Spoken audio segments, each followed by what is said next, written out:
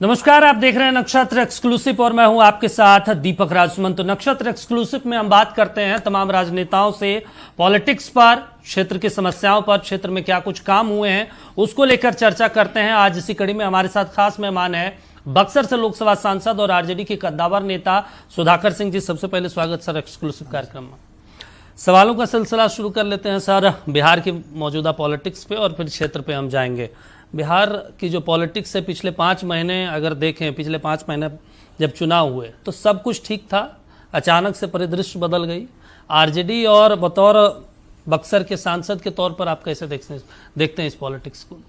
देखिए, बिहार के लोगों के बीच में खबर यह नई होगी, नई परिस्थितियों के बारे में। राष्ट्रीय जनता दल आदरणीय तेजस्वी यादव जी के नेतृत्व में हम लोग चुनाव के दौरान ही लगातार इस बात को कह रहे थे कि यह चुनाव भाजपा बी टीम के रूप में नहीं, ए टीम के रूप में चुनाव लड़ रही है और चुनाव बीतने के बाद माननीय मुख्यमंत्री जी को, नीतीश कुमार जी को डंप कर देगी और सत्ता पे कब्जा कर लेगी। यह बात सर्वविदित था, लेकिन मीडिया के द्वारा समर्थन नहीं मिला और आम लोगों के बीच में गलतफहमी हुई, जिसका नाजायज फायदा आज बीजेपी उठा रही है।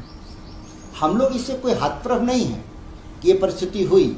हम लोगों की केवल राष्ट्रीय जनता दल की चिंता जो है, इंडिया गठबंधन की जो चिंता है कि हम एक लंबे समय तक से बिहार को दिल्ली के राजनीतिक गुलामी से मुक्ति के लिए हम लोग प्रयास किए थे और हम लोग 90 में जाके कामयाब हुए लालू प्रसाद जी के नेतृत्व में। अब 36 साल बाद 36 साल हो गए, यह बात पुनः बिहार दिल्ली के राजनीतिक गुलामी के रूप में, एक उपनिवेश के रूप में विकसित हो रही है। ये तो माना जाए ना कि जो समाजवादी गढ़ से निकले हैं उन्होंने खुद सौंप दिया है, नीतीश जी ने सौंप दिया। तो इसलिए नीतीश जी के प्रति हमारी जो सद्भावना नहीं है, कभी भी रही है। अभी भी मैं कह रहा हूँ नीतीश जी को कि आप जाते जाते आपके पास तकनीकी रूप से बिहार के 6 महीने मुख्यमंत्री पद संभालने के लिए तकनीकी रूप से आप सक्षम हैं। आप इसको इंतजार करें और नया नेतृत्व जेडीयू के भीतर से आप दे करके बिहार से विदाई लें, नहीं तो आप बिहार की राजनीति में खलनायक के रूप में याद किए जाएंगे। अच्छा, आपको नहीं लगता कि नीतीश जी के जाने के बाद आरजेडी के लिए एक बड़ा प्लेटफॉर्म अब मिल जाएगा, खुल गया रास्ता? सवाल ये है कि भाजपा हमारे सामने जब भी आएगी तो भाजपा को हम हरा देंगे। यह हमारे लिए सुखद है, अच्छी बात हो रही है। लेकिन यह बिहार का चुनाव तो 4.5 साल बाद होगा। तब तक 4.5 साल में बिहार जिल्लत भरी जिंदगी जिएंगे लोग, जहाँ केवल धार्मिक विभाजन के आधार पर राजनीति की जाएंगे, वास्तविक मुद्दों से लोगों का ध्यान भटका जाएगा और अडानी और अंबानी के गिरफ्त में बिहार चला जाएगा। यह जो तमाम बातें 4.5 साल में होंगी, इसकी चिंता के लिए हम लोग नीतीश कुमार और जदयू की चाहते हैं कि वो रहना चाहिए। अन्यथा बीजेपी सीधे मुकाबले में आज चुनाव में आए, हम लोग उसको निपटने के लिए तैयार हैं। नीतीश जी को रिटायरमेंट करके और नए चुनाव करा लिया जाए, हम बीजेपी से 2-2 हाथ मुकाबला करने के लिए तैयार हैं। अच्छा, एक चीज मुझे आप बताइए, क्योंकि ये कहा जाता है बिहार के पॉलिटिक्स में कि भाई अगर आरजेडी मजबूत स्थिति में आज होती, 40-45 सीटें होती, तो आज ये नौबत नहीं आता, बीजेपी हाईजैक करने की कोशिश नहीं करती, क्योंकि नीतीश जी के पास विकल्प होता। देखिए, नीतीश जी के पास विकल्प होते तो कितना आजमा पाते, नहीं आजमा पाते। उनकी जो शारीरिक और मानसिक स्थिति है, इस पर भी एक संदेह है। हम लोगों का जरूर यह बात बिहार को कहना था, बिहार के लोगों से, कि बिहार में जो ये चुनाव है, ये भाजपा सत्ता पे कब्जा कर लेना चाहती है, जो चुनाव के बाद नीतीश जी की आड़ में, नीतीश जी के कंधे पर चढ़ करके कब्जा करना चाहती है। ठीक है। लोगों को हम लोगों ने समझा नहीं पाया, यह हम लोगों के लिए कम दुखद है, बिहार के लिए बहुत दुखद तो वोट तो आप लोगों को अच्छा खासा मिला, ऐसा भी नहीं है कि वोट कम मिला। आरजेडी को लगभग 2 करोड़ के आसपास वोट मिला पूरे चुनाव में। हमारे लिए नंबर्स में नहीं बदल पाए आप लोग। मैंने कहा कि हमारे लिए बहुत दुखद नहीं है, हमको वोट प्रतिशत बढ़ा है मेरा। तकनीकी रूप से हम चुनाव हार गए, क्योंकि हमारे जो विरोधी थे वो एकजुट हो गए और हम चुनाव हार गए तकनीकी रूप से। हम हार तब मानते जब हमारा पहले के मुकाबले मेरा वोट घटता, ऐसा नहीं हुआ था। इसीलिए हमारे लिए कोई निराशा भरा दौर नहीं है। अभी भी मैं बता रहा हूँ, क्या फर्क पड़ता है, हम विपक्ष में हैं, लेकिन बिहार के लोगों पे बहुत फर्क पड़ता है, क्योंकि जो भाजपा का जो तरीका है शासन का, वो विभाजनकारी है। धार्मिक आधार पे, दंगे फसाद के आधार पे है। और बिहार एक गरीब राज्य है, यहाँ से स्थिति और भयावह होगी और बिहार में पलायन बढ़ जाएगा और रोजगार भी सिमट जाएगा। अडानी अंबानी का हस्तक्षेप बढ़ जाएगा। आज के दिन में 50,000 करोड़ का प्रोजेक्ट अडानी चला रहे हैं बिहार में। हाँ। सारे जो सरकारी जो व्यवस्था है, आप बनारस में देख लें, मोदी जी के आने से कोई बाहर से इन्वेस्टमेंट नहीं आया, लेकिन जो इन्वेस्टमेंट था उस पर अडानी अंबानी ने कब्जा कर लिया। ये और बिहार में बढ़ेगा, बिहार में संभावनाएं उनके लिए बहुत है और रिसोर्सेज है, उसको वो कब्जा कर लेंगे। बिहार में संभावनाएं उनके लिए बहुत ज्यादा हो जाएगी, मजदूरों को लेकर भी हो, जमीन को लेकर हो।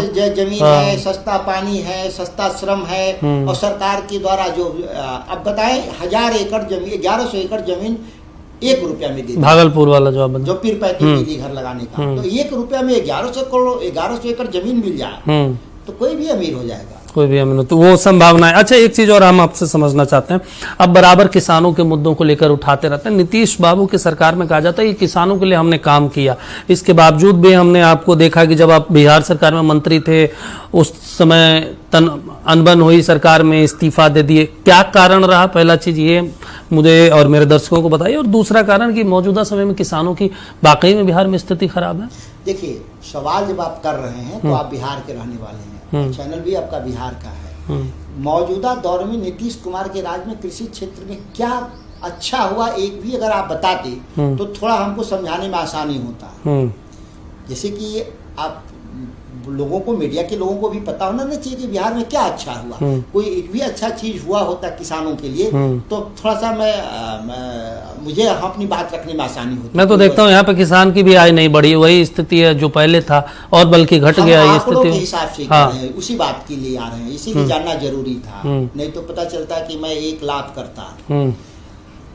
बिहार, अगर हम लालू जी के ही कार्यकाल को मान ले तुलनात्मक रूप से, हम कांग्रेस को छोड़ दे 90 से पहले, तो बिहार देश में प्रति व्यक्ति जो आय था 100 रुपए, अगर 100 रुपए, तो बिहार के प्रति व्यक्ति आय 33 रुपए थी। हाँ।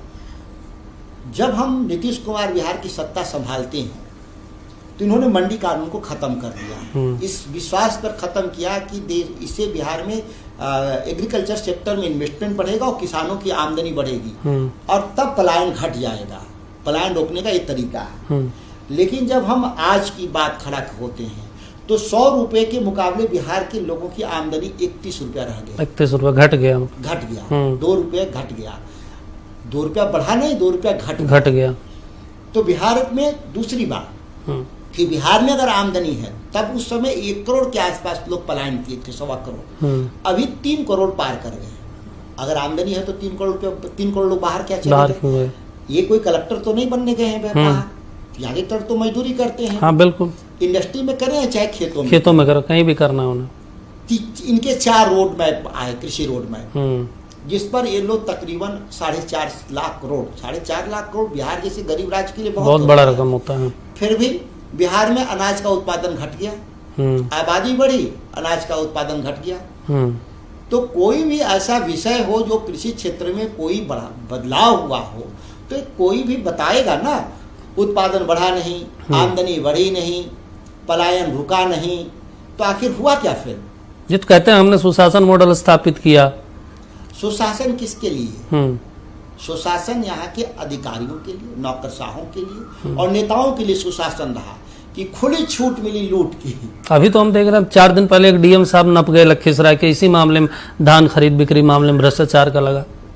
जब जो काम आदमी अच्छा किया हो उस पर उसको दंड दिया गया। मिथिलेश मिश्रा किसानों की धान खरीदवा दिए और ज्यादा खरीदना। हाँ, ज्यादा कौन? एक बड़ा आश्चर्य है कि ज्यादा खरीद क्यों लिए, इस वजह से कार्रवाई। उत्पादन से ज्यादा खरीद लेते तब ना वो दोषी थे। और मेरे ख्याल से आप पत्र भी लिखे कि भाई बिहार में इतना धान हो रहा है, आप कम खरीद रहे हैं। ये तो किसानों के साथ 20%। हाँ, 100 क्विंटल धान हुआ तो अब 20 क्विंटल खरीदे, उसने 22 क्विंटल खरीद लिया। यही ना किया बेचारा। तो वो भी सिस्टम में आएगा, चीजें सिस्टम में बिहार के लोगों को फायदा है। और वो भी जो खरीदा 1-2% जो बढ़ा उसका, वो भी सरकार के ही सहमति से हुआ। हाँ। लेकिन दो आपस मतलब ललन बाबू और विजय सिन्हा के बारे में बात कर रहे हैं। खबरें आ रही हैं कि 2 नेताओं के झगड़े में किसान को तो बली हो ही गए, अधिकारियों को भी बलि चढ़ा दिया। तो अब इस तरीके से अगर सरकार चला रहे, तो मैंने कहा सुशासन किसके लिए? नेताओं के लिए और अधिकारियों के लिए। 1-8% अपवाद है, मिथिलेश मिश्रा जैसे लोग जो दंडित हो गए। जहाँ दंड नहीं मिलना चाहिए था, अवार्ड मिलना चाहिए था, वहाँ दंड दिया गया। अच्छा, आप जब मंत्री रहे हैं तो ऐसे अधिकारी नजर आए कि भाई थोड़ा सा हट के काम कर लेते हैं, लेकिन आपके भी हाथ बंधे हैं और अधिकारियों के भी हाथ बंधे हैं, कर नहीं कुछ सकते? अधिकारियों, इस राज्य के भीतर 90% अधिकारी अच्छे हैं।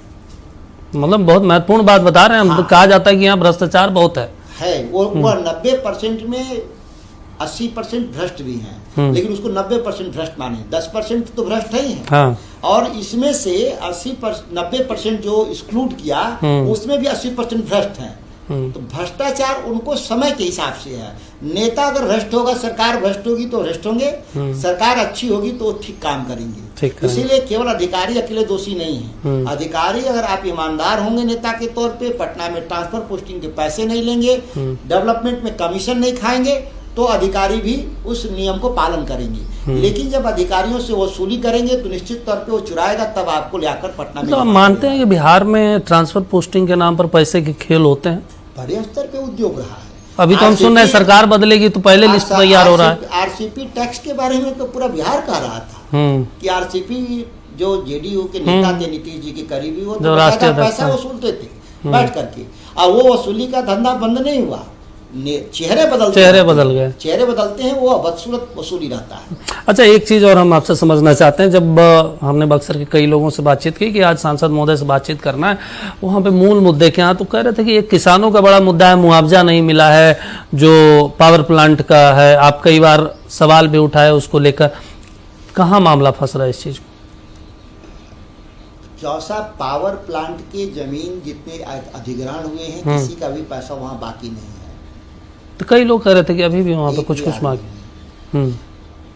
उस आदमी का नाम हमारे पास भेजिए। 1500 लोगों में से 15 आदमी हो सकता है डिस्प्यूटेड हो। हाँ सर, मैं मानता हूँ डिस्प्यूट, और डिस्प्यूट होता है उसका जमीन के उत्तराधिकार को लेकर। दादाजी के नाम से जमीन था, बेटों में सही से बंटवारा नहीं हुआ, कोर्ट चले गए, वैसा होगा 1%। एक आदमी का वहाँ भुगतान हो गया। एडिशनल हम 5-5 लाख रुपया दिलवा रहे हैं वहाँ पर। लोगों को रोजगार के लिए अलग से 5-5 लाख रुपया हम दिलवा रहे हैं। उसमें से भी करीब 1500 लोगों में से करीब 1000 लोग को मिल गया है। 500 लोग को और जल्दी ही हम दिलवा देंगे, जो अपने हाथ से मैंने दिलवाया। इसके अलावा भी हम और पैसा दिलवाएंगे उन लोगों को। अच्छा, एक चीज और हम आपसे समझना चाहते हैं। कहा जाता है कि बक्सर तो ऐसे भी धार्मिक जगह है, ऐतिहासिक पौराणिक जगह है, और बक्सर का भूगोल देखा जाए, जो वहाँ का मानचित्र है, वहाँ पे बड़ा कोई हॉस्पिटल नहीं है। अगर वहाँ पे किसी को रेफर करना होता तो आमतौर पर पटना रेफर किया जाता है, या फिर आप यूपी चले जाइए, वाराणसी। पूरे बिहार का ये मसला है, ये कोई अकेला बक्सर का मसला। हाँ, वो तो है। पटना को छोड़ के कहीं भी सुपर स्पेशलिटी हॉस्पिटल बिहार में नहीं है। रेफर होते हैं थोड़े बहुत, जहाँ मेडिकल कॉलेजेस हैं, जैसे मुजफ्फरपुर में है, गया में है, भागलपुर में है, भागलपुर में नहीं, दरभंगा में है जो मेडिकल कॉलेज, तो मीडियम रेंज के जो प्रॉब्लम्स है उसको ठीक करते हैं। तो इसीलिए मीडियम रेंज के लिए अब पूरा बक्सर तैयार हो गया है। 6 महीना में डुमराव मेडिकल कॉलेज स्टार्ट हो जाएगा। हमारा कंस्ट्रक्शन फाइनल हो चुका है। उसके थोड़ा सा मतलब आप जाना नहीं पड़ेगा पटना या वाराणसी। मीडियम रेंज की देखिए, अभी भी मैं बता रहा हूँ, क्रिटिकल के लिए तो पटना में भी नहीं है। न्यूरो का सर्जरी पटना में नहीं है, किडनी सर्जरी नहीं है, 0 ही मान लें। इसके बाद लीवर का ट्रांसप्लांट या कैंसर के जो क्रिटिकल है, ये 4-5 रोग का अभी भी पटना में भी है, इसके लिए भी बाहर जाना है। लेकिन इसके बाद जो मीडियम रेंज के रोग है उसका इलाज पटना में है। तो वैसी व्यवस्था डुमराव में 6 महीना में लगभग शुरू हो जाएगा, 1-8 महीना आगे पीछे होगा। चलिए ठीक है। कई और भी सवाल है हमारे साथ, सांसद महोदय जुड़े हों, उनसे और भी बातचीत करेंगे। सुधाकर जी, एक और महत्वपूर्ण चीज़ जो हम आपसे समझना चाहते हैं, बिहार में सेंट्रल यूनिवर्सिटी की बड़ी कमी है, और बक्सर में कहा जाता है कि एक बन जाए तो बहुत अच्छा होगा, क्योंकि उस क्षेत्र के लिए एजुकेशन हब बनाने की भी कोशिश की जाती है। हमने देखा सासाराम में एक प्राइवेट यूनिवर्सिटी खुला है, नालंदा में चले जाए उस तरफ। एक बक्सर में प्रयास है कि एक सेंट्रल यूनिवर्सिटी बने। सरकार के स्तर पे पार्लियामेंट के भीतर भी कई बार बोला, पार्लियामेंट के बाहर भी कई बार बोला, और सरकार को कई पत्र भी लिखा कि बक्सर वास्तविक रूप से ज्ञान भूमि है।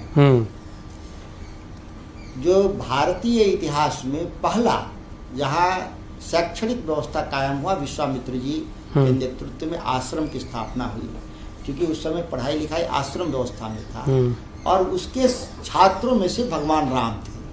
तो किनका ज्ञान भूमि हुआ? भगवान राम की ज्ञान भूमि। जन्मभूमि अयोध्या है और भगवान राम की ज्ञान भूमि बक्सर। तो इसलिए भी बक्सर का बहुत पौराणिक महत्व है इस देश के भीतर। और राम के नाम पे राजनीति करने वाले लोग, वो कई बार मैंने कहा, देश में सत्ता तो राम के नाम पे चल रही है, कि भगवान राम के नाम पे अपनी ही राजनीति मजबूत करने के लिए कम से कम बक्सर में आप एक विश्वामित्र जी के नाम पे या भगवान राम के नाम पे कोई बड़ा शैक्षणिक संस्थान बनाए, सेंट्रल यूनिवर्सिटी बना दे तब भी अच्छा। लेकिन इस तरह की संभावना अभी तक कोई बन नहीं पाई है, मैं सच बता रहा हूँ। जबकि मौजूदा सरकार तो राम पे ही पूरी पॉलिटिक्स करती है। यही मैंने कहा कि भाई छोड़िए मेरे लिए, लेकिन आप जिसके नाम से वोट पाते हैं देश में, उन्हीं के नाम और आपके नाम से सरकार, भगवान राम के नाम से सरकार बनाते हैं, चलाते हैं, उनके ज्ञान भूमि पर तो कुछ कार्य कर दीजिए। लेकिन राम इनके लिए वोट बैंक के साधन है, राम इनके प्रिय नहीं है। राम के प्रति, भगवान राम के प्रति इनकी कोई श्रद्धा नहीं है। अगर वोट भगवान राम के नाम से मिल जाता, इसलिए भगवान का राम का नाम ले लेते हैं, नहीं तो ये तो गोट से भक्त लोग हैं, गांधी के हत्यारे लोग हैं, मुंह में राम बगल में छुरी वाले लोग हैं, चाकू मारने वाले लोग हैं, देश के तासीर में, साजिश संस्कृति में, और इस देश के एक ग्लोरियस हिस्ट्री को खत्म करने वाले लोग हैं। तो ये वास्तविक रूप से तो राम के भक्त नहीं है, लेकिन नकली भी है, तो कुछ कर देना चाहिए ताकि चीजें व्यवस्थित। अच्छा, एक चीज और हम आपसे समझना चाहते हैं, इस पूरे चुनाव में अगर देखा जाए तो आरजेडी का नेतृत्व तेजस्वी यादव कर रहे थे और चुनाव के बाद बहुत साइलेंट हो गए। एक सवाल हम लोग मीडिया कर्मी भी जब डिबेट में बैठते हैं, हम लोग बातचीत करते हैं, तो भाई देखते हैं कि आप नीतीश जी के स्वास्थ्य को लेकर सवाल उठाते हैं, ठीक है, नीतीश जी के मानसिक स्थिति को लेकर सवाल उठाते हैं, लेकिन नीतीश जी पूरे बिहार में चुनाव के बाद 2 बार भ्रमण कर चुके हैं, हर जिले में जाके रैली किए, लोगों से मिल रहे हैं, लेकिन तेजस्वी जी का ऐसा कोई कार्यक्रम अभी तक बना नहीं, और अगर बनेगा भी तो भविष्य में बनेगा। आपको नहीं लगता लोगों से मिलना चाहिए था? तेजस्वी जी चुनाव के बाद भी कई जगहों पे गए, बिहार में कई जगहों पे, ऐसा नहीं है, जहाँ दुर्घटनाएं हुई वहाँ गए। अभी जो अररिया में घटना हुई वो जाना चाहिए था नेता प्रतिपक्ष के तौर पे? 2 दिन में जाएंगे, क्योंकि बिहार में घटनाओं की कोई कमी नहीं है। और वो जिस तरह का घटना था, तो जैसे लोगों को लगता है कि कोई एक घटना हो रही हो, बिहार में दर्जनों घटनाएं रोज होती हैं। कुछ मीडिया में खबर बन पाती है, क्योंकि मीडिया को कंट्रोल कर लिया है बिहार की सरकार ने, डरा के, धमका के। तो कुछ सोशल मीडिया पे खबरें बनती हैं, तो जो इलेक्ट्रॉनिक मीडिया है या प्रिंट मीडिया वो खबर बनती है। तो ये रोज खबरें हैं, उसमें नेता हमारे गए थे, अभी मुजफ्फरपुर गए थे, नवादा गए थे और कई जगहों पे गए थे। निश्चित तौर पे 1-2 दिन में जाएंगे नेताजी। अच्छा, एक चीज और हम आपसे समझना चाहते हैं, क्योंकि कहा जाता है कि MY समीकरण को लेकर हमेशा बातचीत होती है। आप आरजेडी के नेता हैं, आपके पिताजी प्रदेश अध्यक्ष हैं, कद्दावर नेता हैं, लालू जी करीबी, तो सवर्णों को कैसे पार्टी जोड़ेगी? कि ये एक बड़ा सवाल, जब भी सवर्णों की बात आती है, राजपूतों की बात आती है, ब्राह्मणों की बात आती है, तो कहते हैं नहीं आरजेडी से थोड़ा कट जाना है। मतलब उनके पास एक मजबूरी होता है कि हमें भारतीय जनता पार्टी को चुनना है या नीतीश जी को चुनना है। इसके लिए कुछ तो अंदरूनी तौर पर एक फेक नैरेटिव मीडिया के द्वारा गढ़ा गया राष्ट्रीय जनता दल के खिलाफ और लालू प्रसाद जी के खिलाफ। निश्चित तौर पे राष्ट्रीय जनता दल सत्ता से बाहर हो गया उस फेक नैरेटिव के जरिए। तो आज तक भी उसको खत्म करने की प्रयास नहीं किया गया। बात तो समझना होगा, वो फेक था। हम लोगों ने 100 बार सबके सामने चुनौती दिया, बताइए भूरा बाल साफ करने का कब लालू प्रसाद ने बयान दिया? एक बार नहीं, कोई भी बताए, कोई होगा वीडियो, कोई ऑडियो। और अखबार में अपनी मर्जी से छाप लेते हैं, तो बहुत लोग छाप लेते हैं सूत्रों की खबरों के हवाले, और उसके आधार पे ये सब चला। जंगल राज एक बार हाई कोर्ट कहा होगा हमारे बारे में, हाँ, वो भी निगम के लिए कहा गया था, वो भी पटना नगर निगम के लिए। लेकिन वही हाई कोर्ट बिहार सरकार के लिए दर्जनों बार, वर्तमान सरकार के लिए कहा जंगल राज है, जंगल राज। लेकिन आप उस नैरेटिव को बना नहीं पाए। हमारे पास मीडिया नहीं है, हमारे पास। आप लोगों के पास भी जाके बोलना चाहिए था। आप चलाएंगे कोई? आप बोलिए, बिल्कुल बोलिए। यहाँ पे हमारे देखिए, आप इंटरव्यू ले रहे हैं, कितना चला पाएंगे? नहीं, आप बोलिए, जो आप बोलेंगे वो पूरा चलेगा। प्रेस कॉन्फ्रेंस लगभग हफ्ते में मैं करता हूँ, भ्रष्टाचार के सवाल पे या गड़बड़ी के सवाल पे, लेकिन चलता कितना है? मुश्किल से वही यूट्यूबर्स चला देते हैं बेचारे, जो सरकार के कंट्रोल में नहीं है। अन्यथा तो जो नहीं, तो आपको जो बोलना आप बोलिए, बिल्कुल कोई कट पेस्ट नहीं होगा, पूरा चलेगा। निश्चित तौर पे हम लोग कह रहे हैं ना कि हमारा पार्टी लाल तेजस्वी जी ने A to Z के नारे के साथ चुनाव लड़े, हम कामयाब भी रहे, और आज भी हमारी पार्टी के किसी रूप में कोई बदलाव नहीं है। वोट हमको कम मिलेगा, बेसी मिलेगा, वो बात का विषय है। हम समाज के किसी हिस्से से हम कोई भी घृणा नहीं रखते। व्यक्तियों के प्रति घृणा हो सकती है, नेता के प्रति घृणा हो सकता है, किसी जाति के प्रति राष्ट्रीय जनता दल का कभी घृणा नहीं रहा है, कभी भी इतिहास में, और न आगे रहेगा, यह आपको मैं विश्वास दिलाता हूँ। व्यवस्था के खिलाफ हमारा संघर्ष है। हम समाजवादी हैं, हम लोकतांत्रिक हैं, हम सेकुलर हैं, ये रहेगा, ये हमारा भाव कभी खत्म नहीं होगा। व्यवस्था में जो इस व्यवस्था के खिलाफ जो व्यवस्था है, हम उसको जरूर कंडेम करते हैं, लेकिन वो जातियों के खिलाफ नहीं है। व्यवस्था के खिलाफ मेरे बयान पार्टी के नेताओं का कभी गया होगा, हम इस बात को स्वीकार करते हैं, लेकिन जातियों के खिलाफ नहीं। अच्छा, लालू जिसे कहा जाता है, जब आप पटना के मीडिया कर्मियों से बातचीत करेंगे तो कहा जाता है कि लालू जी से मिलना आसान था, तेजस्वी जी के साथ ऐसा नहीं है। तेजस्वी जी के पास इतने इर्द गिर्द लोग घूमते हैं कि आप उनसे बात करना भी चाहें तो आप बात नहीं कर सकते, कुछ बताना भी चाहें तो आप बता नहीं सकते। आपको नहीं लगता आप पार्टी के नेता कभी गए हों और समय नहीं मिला? देखिए, ऐसा कभी नहीं होता। जिसको मिलना है तेजस्वी जी से मिल सकता है। मिलने के लिए कभी किसी पार्टी नेताओं के लिए इतना आसान है? सभी के लिए आसान है। सभी लोग से मुलाकात तेजस्वी जी की होती है, ऐसा कभी नहीं हुआ है। आप एक मैसेज डाल देने पर उनका कॉल आता है, ऐसा नहीं है। देखिए क्या है कि जो गणेश परिक्रमा पे विश्वास रखते हैं राजनीति में, उनके लिए तेजस्वी जी हो सकता है एक्सेसिबल नहीं हो, जानते हैं सबके बारे में कि दिन भर घूमकर पटना ही रहता है और हम चेहरा केवल हमारे सामने दिखाना चाहता है। ये इससे राजनीति मजबूत नहीं होगी। क्षेत्र में जो काम कर रहे हैं वो सभी लोगों से तेजस्वी जी मिलते हैं और कहीं कोई दिक्कत नहीं। अच्छा, बतौर सांसद के तौर पे लगभग 1-1.5 साल हो गया आप लोगों का, कुछ वैसा योजना धरातल पे उतार रहे हैं जो जनता के लिए बहुत व्यापक हो? जो चौसा बिजली घर स्टार्ट हो गया तो बड़ी बात हो गई। इस केवल बक्सर की नहीं, बिहार को फायदा हो गया कि लोड जो ओवरलोड होता था, बिजली कट जाती थी, आज स्टेबल हो गया। देखिए गर्मी में भी एक भी दिन ट्रिपिंग नहीं होता। चौसा बिजली घर का चालू होना बड़ी खबर है। कुछ उद्योग के लिए कुछ कर रहे हैं बक्सर में? आज के दिन में बक्सर ही में तो उद्योग है जहाँ लोग दिखा रहे हैं। क्या जाते हैं मुख्यमंत्री तो सीएम साहब कहते हो हमारा काम है। आप बक्सर की बात कर रहे थे कि सीएम साहब की बात कर रहे थे, दोनों अलग अलग बात कर रहे हैं। आप बक्सर की बात कर रहे हैं, नावान नगर इंडस्ट्रियल एरिया। हम सिर्फ आपसे ये समझना चाहते बतौर सांसद के तौर पे आपकी उपलब्धि। आखिर ये तो हमारे रीजन में वो इंडस्ट्रियल एरिया डेवलप हुआ। कोका कोला गया, पेप्सी गया, जेके सीमेंट गया, और बहुत तमाम हमारी इंडस्ट्री लग रही है। और रोज जाते हैं मुख्यमंत्री जी उद्घाटन करने, शिलान्यास करने। स्पेशल इकोनॉमिक जोन है बिहार का पहला वो, तो इससे बड़ा तो है ही नहीं कोई। अब इसके बाद भी अचीवमेंट अगर लगे कि सरकार का है तो हम जो सरकार में है उसका श्रेय लेगा, लेकिन बक्सर के लिए अचीवमेंट है कि नहीं? अच्छा, बतौर सांसद कभी सीएम साहब से मिले कि गया ये काम थोड़ा देख लीजिए और हो गया? देखिए, माननीय मुख्यमंत्री जी से तो मेरा पिछले 30 साल में एक बार मुलाकात है, वो पिछले साल होली के बाद। जो तमाम जो जब मंत्री थे उस दौरान भी मुलाकात नहीं हुई? सांसद हो गया था। जो उनके प्रधान सचिव दीपक कुमार की गड़बड़ी के बारे में मैंने चर्चा करने था, वो बताया था, वही एक बार मेरे से मुलाकात हो उनसे। बाकी हमारा डेवलपमेंट का जो एजेंडा है वो मुख्यमंत्री जी के यहाँ बिना मिले भी होगा, और हम एक जनप्रतिनिधि होने के नाते हमारी एक क्षमता है जिसके जरिए हम केंद्र सरकार या राज्य सरकारों से हम काम को करवा ही देते हैं। और आज बक्सर में सबसे ज्यादा इन्वेस्टमेंट हो रहा है बिहार। एक रिश्ता बढ़िया हो तो आसान हो जाता है, एक होता है कि नहीं अपोजिशन के हैं छोड़ रोक देते हैं। आप निश्चिंत रहें, नीतीश कुमार जी से मेरे पारिवारिक रिश्ते हैं, पिता पुत्र जैसा संबंध। काम नहीं रुकता है कभी भी? काम बिहार में कोई नहीं रोकेगा हमारा, क्योंकि सभी लोग जानते हैं कि मेरे व्यक्तिगत नहीं है, सार्वजनिक काम है, और सार्वजनिक काम कभी नहीं रुकता मेरा। मतलब वो इस चीज को जानते हैं कि अगर नहीं करेंगे तो प्रेस कॉन्फ्रेंस होगा, एक्सपोज हो जाएंगे।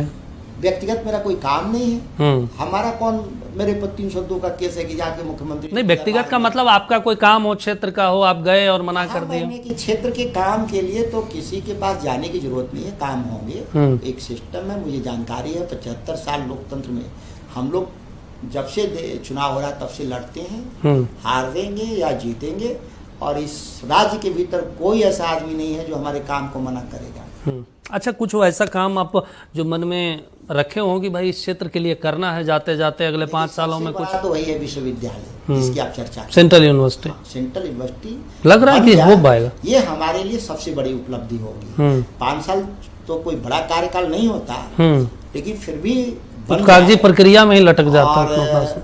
देखिए, लटकने के लिए तो बिहार में बहुत कुछ लटका हुआ है, ये ऐसा मैं मानता हूँ।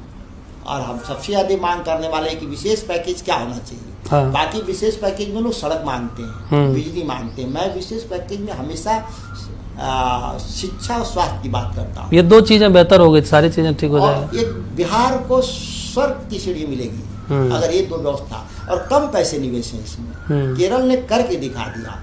कम पूंजी में केरल आज देश में सबसे ज्यादा आमदनी पैदा करता है अपने लोगों के लिए। जो पर कैपिटा जो इनकम है आप देखेंगे, और न्यूनतम जो मजदूरी है केरल में सबसे ऊपर है। अच्छा, एक चीज़ आप मानते हैं कि अब क्यों आप हजारों लोगों से रोज मिलते हैं, शिक्षाविद, बुद्धिजीवी, तो उद्योगपति लोगों से, अगर बिहार में एजुकेट कर दिया जाए लोगों को, एजुकेशन फ्री किया जाए PhD तक या कम से कम पोस्ट ग्रेजुएट तक हर यूनिवर्सिटी में, हर प्राइवेट संस्था में, तो 10 साल बाद 15 साल बाद चीजें बिहार की बदल जाएगी। रोजगार के लिए आपको सोचना नहीं होगा। इस पर मैं पिछले 3 सालों में करीब हम 1 दर्जन हम कार्यक्रम कर चुके हैं, सेमिनार बैठ के, बड़े स्तर के, अमेरिका से, यूरोप से, इंडिया से, अलग अलग जगहों पे जो बिहार के लोग हैं, जो हम उनके साथ लगातार संवाद कर रहे हैं।